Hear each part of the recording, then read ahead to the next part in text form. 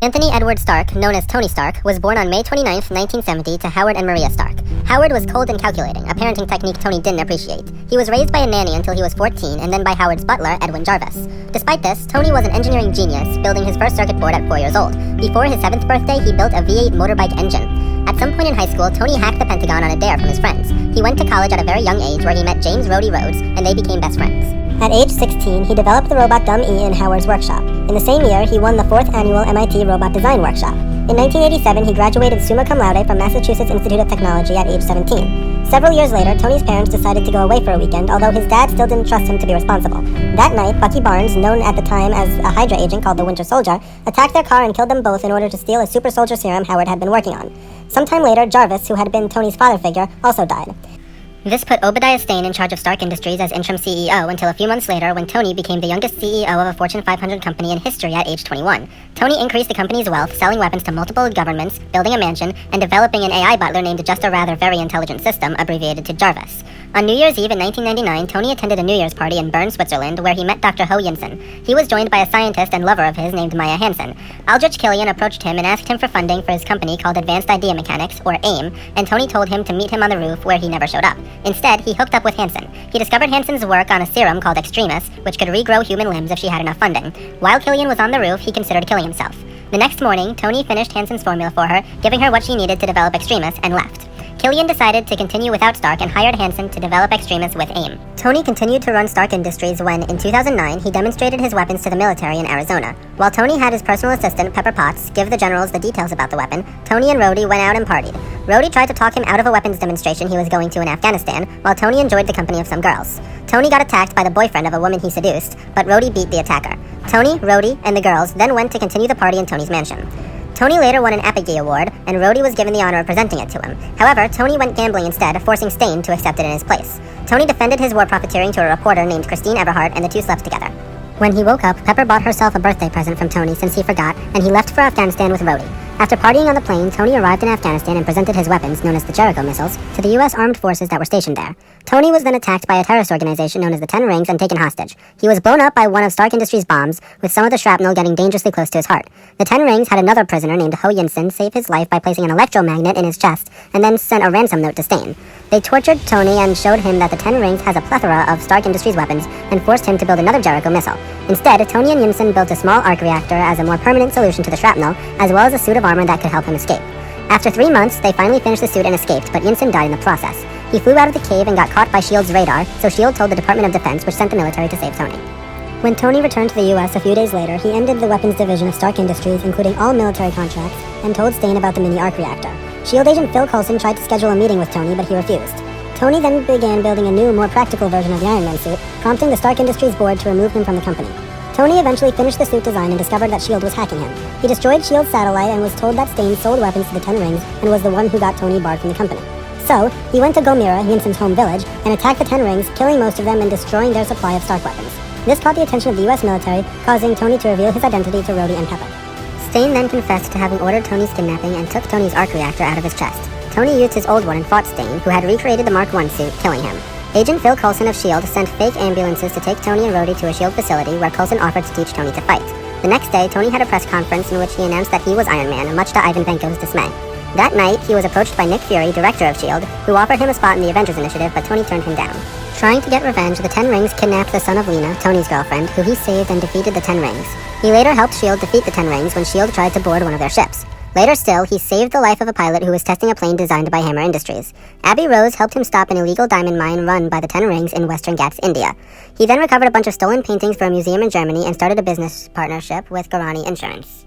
He continued these heroics until May of 2010 when he reopened Stark Expo, a chance for inventors to present their work. He got summoned to a Senate hearing the next day in which he refused to give the U.S. government the Iron Man suit. Realizing that he's dying of palladium poisoning from his arc reactor, he made Pepper the CEO of Stark Industries. Rhodey tried to get Tony to give the government the suit, but Tony didn't listen.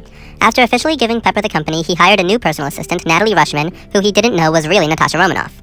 While watching the Monaco Grand Prix, he decided to join the race when he got attacked by Ivan Vanko, who was angry at Tony's father for not giving Howard any credit for the Stark Industries inventions and barely survives. Tony threw himself a birthday party which could only be stopped by a fight between him and Rhodey, who had donned the War Machine armor, and Rhodey delivered the armor to the military. Tony was then approached by Fury, who gave him the necessary means to discover a new element which could cure his palladium poisoning, which he did. He then confronted Vanko, who was using drones to attack Stark Expo, and stopped him with Rhodey's help. Tony then accepted a job as S.H.I.E.L.D. consultant rather than Avenger, and was used to convince General Thaddeus Ross to recommend Bruce Banner for the Avengers Initiative rather than Emil Blonsky. Tony got the War Machine armor back and made a better version, which he gave to Rhodey.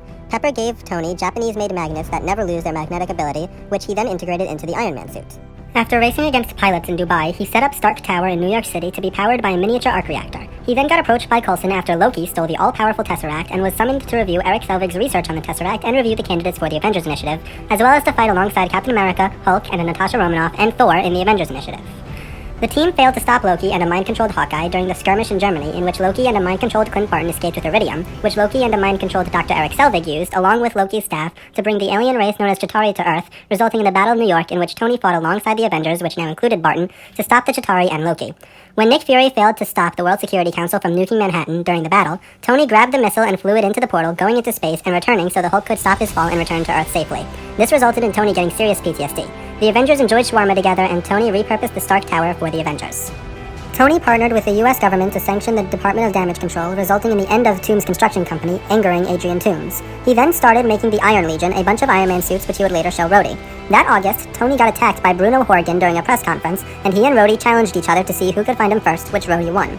Tony then tested the Mark 17 armor and continued working on the Iron Legion as his PTSD got worse, culminating in an anxiety attack caused by a kid asking how he survived the Battle of New York.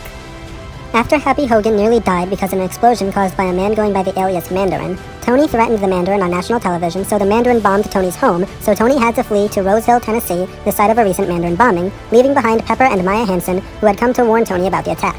With the help of a boy named Harley Keener, Tony discovered that the bombings were caused by veterans who had been subjected to a serum called Extremis. Tony and Harley tracked the Mandarin down to Miami, so Tony left Harley behind and attacked the mansion, only to learn that the Mandarin is really an actor named Trevor Slattery, who worked for Eldritch Killian.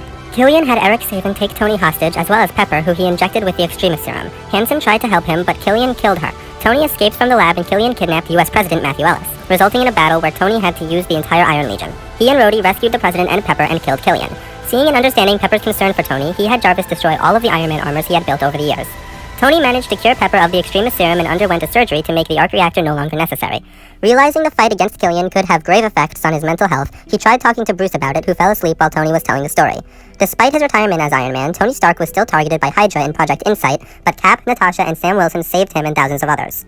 After S.H.I.E.L.D. fell, Tony hired Maria Hill, used his lawyers to protect her, and worked with her to help keep the peace that S.H.I.E.L.D. once kept. Hydra's reappearance led to the reassembling of the Avengers, a fight which would eventually take the Avengers, Tony included, to Sedan. Tony used a new armor that he had built, and they took down the Hydra agents in the Battle of Sedan. The next day, S.H.I.E.L.D. director Coulson received a call from Hill about Dr. List, a Hydra agent who S.H.I.E.L.D. had been tracking. List had appeared in Sokovia at a Hydra research base, so Coulson decided to call in the Avengers, including Tony, to deal with it. Tony and the other Avengers then raided the base. When Hydra endangered Sokovian citizens, Tony sent the newly built Iron Legion to protect them. Shortly after, Tony managed to get inside the base, where he killed List and met Wanda Maximoff, who gave Tony visions of the future, in which Chitauri invaded Earth, all of his friends were dead, and Cap was blaming him. Horrified by the vision she gave him, Wanda let Tony steal Loki's scepter from Hydra and take it to Avengers Tower with the rest of the team. He and Bruce decided to secretly create an artificial intelligence program with the scepter, calling it Ultron. However, Ultron destroyed Jarvis and took over the Iron Legion, attacking a party the Avengers were holding. He left with the scepter, prompting Thor to become angry with Tony. The Avengers went to Johannesburg to stop Ultron from buying vibranium, but Tony had to abandon the fight when Wanda made Hulk attack citizens. Tony used the Hulkbuster suit against Hulk and eventually knocked him out. The Avengers sought refuge at Clint's home, where Fury told the team that somebody was preventing Ultron from accessing nuclear codes, and Bruce realized Ultron needed a more powerful body and would be using Dr. Helen Cho to make it. Avengers stole the body, and Tony uploaded Jarvis, the one who was changing the nuclear codes, into the body, who called himself Vision, who joined the Avengers. The Avengers fought Ultron in Sokovia, but made evacuating the citizens their top priority. They failed to save everyone, and several people died, including Charlie Spencer and Helmut Zemo's entire family. However, most of them survived, and Tony destroyed Novigrad, Sokovia's capital city, in order to stop Ultron from using it as a meteor to destroy humanity.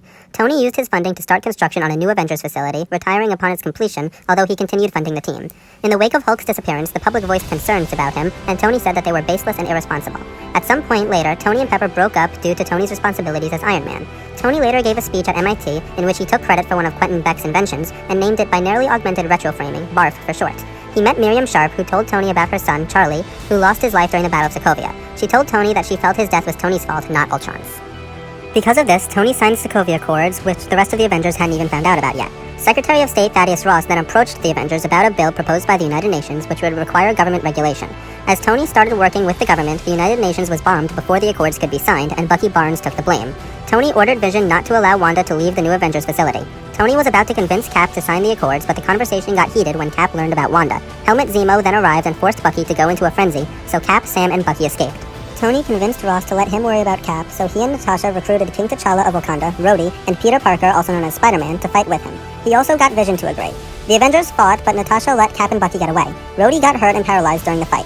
Tony talked to Natasha about her betrayal, but she warned Tony to watch his own back. He then went to the raft where Cap's imprisoned team was being held, and turned off the security camera so Sam Wilson told Tony about Zemo, who was going to Siberia. Tony lied to Ross about it and followed Cap, getting followed himself by T'Challa. Tony, Cap, and Bucky arrived at the Hydra base where Zemo revealed his true plan to divide the Avengers. He revealed that Bucky was responsible for the deaths of Tony's parents, causing Tony to go into a frenzy and fight Cap and Bucky. He lost the fight, and Cap gave his shield to Tony. While helping Rhodey with physical therapy, Tony got a package from Cap, promising to help the next time he needed it.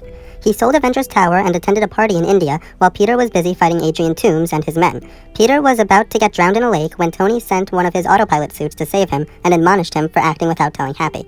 He sent the armor back to the new Avengers facility, expecting that to be the end of it. Tony informed the FBI about Toomes and called Peter to apologize, but Peter had ignored Tony's advice and nearly destroyed the Staten Island ferry. Tony saved everybody and decided that Peter didn't deserve the Spider-Man suit, so he took it away. However, Peter saved Tony's technology from being stolen by Toomes, who was arrested. So Tony offered Peter a position in the Avengers, but Peter declined. However, the press were expecting a big news story, so Tony proposed to Pepper. Tony spent the next months working on a suit that he could use to defend the world by himself without the Avengers. He got approached by Maria Hill, who wanted him to reunite with Cap and told him that Vision had turned off his transponder. She referenced Ultron, and Tony fired her for insubordination. One day, while Tony was jogging with Pepper, he was approached by a sorcerer named Dr. Strange after Bruce crash-landed into the New York Sanctum. Bruce warned Tony that an evil titan named Thanos is coming and asked him to call the Avengers. Tony refused, suggesting instead they destroy the Time Stone, but Strange refused. New York then got attacked by two of Thanos' henchmen, Ebony Maw and Cull Obsidian. While Bruce couldn't summon the Hulk, Tony, Strange, Wong, and Peter all fought the two together. Maw kidnapped Strange, so Tony and Peter went after him. They rescued Strange and, despite Strange's objections, flew to Titan, Thanos' home planet, trying to take the fight to him. Peter Quill, Drax the Destroyer, Nebula, and Mantis showed up on Titan shortly after, and they made a plan to stop Thanos. The plan almost worked, but Quill found out that Thanos had killed his girlfriend and attacked Thanos himself, ruining their chance of taking away the Infinity Stones. Thanos was about to kill Tony when Strange traded the Time Stone for his life. After Thanos got all of the Infinity Stones and snapped his fingers, Tony watched everybody else on Titan disappear except Nebula, who left the planet with him. They almost ran out of oxygen but were found by Carol Danvers, who brought them back to Earth. Tony reunited with the Avengers and Pepper, and the two got married and had a daughter who they named Morgan. 5 years later, Tony got approached by Cap, Natasha, and Scott Lang with a possible solution to undo Thanos' snap, the idea being time travel. He initially turned down the idea, but a picture of Peter inspired him to experiment with the concept, and he found a successful method. Tony went to the new Avengers facility and showed them how to safely make their time machine, and the Avengers gathered a team in order to do it. They made a plan and left in order to retrieve the stones. They arrived in 2012, and while Cap retrieved the Mind Stone, Tony and Scott worked together to get the Space Stone. However, as they walked away with it, 2012 Hulk angrily burst through the door, knocking the Space Stone out of Tony's hands. It landed in front of a captured Loki, who grabbed it and disappeared. Tony and Scott reunited with Cap, and Tony and Cap left Scott to go to the 70s, where they successfully stole the Space Stone. Tony talked to his dad and encouraged him to be more attentive to his son, and then returned to 2023 with Cap. After briefly mourning Natasha's death, Tony built an Infinity Gauntlet overnight, and Bruce used it to undo Thanos' snap the next day. However, Nebula had been replaced by her 2014 self, who was still loyal to Thanos and allowed him to travel to 2023. Thanos blew up the compound, and the Avengers and all of the other heroes of the universe fought Thanos. During the fight, Doctor Strange reminded Tony that there's only one possible future in which they win, and Tony realized what he had to do. He stole the Infinity Stones from Thanos and snapped his own fingers. While this caused Thanos' army to disappear, it also led to his own death. He died surrounded by Peter, Rhodey, and Pepper, and was given a funeral by his and Pepper's house. Whoa, it's my actual voice for once, not sped up. Wow. Thank you for watching. Please like and subscribe if you want me to make more Marvel timelines, and leave a comment with what you think I should do next. Once again, thanks for watching. Enjoy the rest of your day.